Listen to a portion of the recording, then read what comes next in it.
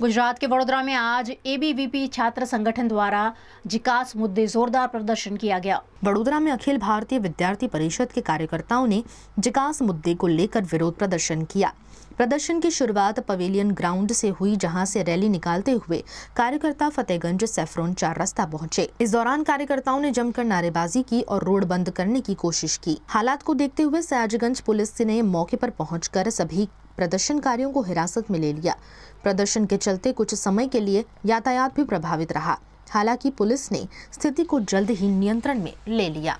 અત્યારે જીકાસ પોર્ટલની અંદર જે ગવર્મેન્ટ યુનિવર્સિટીઓને એડ કરવામાં આવી છે એની સાથે પ્રાઇવેટ યુનિવર્સિટીઓને પણ એડ કરવામાં આવે તથા જીકાસની જે 300 રૂપિયા ફી છે એને ઓછી કરવામાં આવે અને છાત્રાઓ માટે એને નિઃશુલ્ક કરવામાં આવે અને જે જીકાસ છે એ ખાલી ડેટા કલેક્શનનું એક માધ્યમ હોવું જોઈએ અને એને ડિસેન્ટ્રલાઇઝ કરીને દરેક ગવર્મેન્ટ યુનિવર્સિટીઓને ડેટા આપવો જોઈએ અને જે એડમિશન પ્રોસેસ છે એ ડિસેન્ટ્રલાઇઝ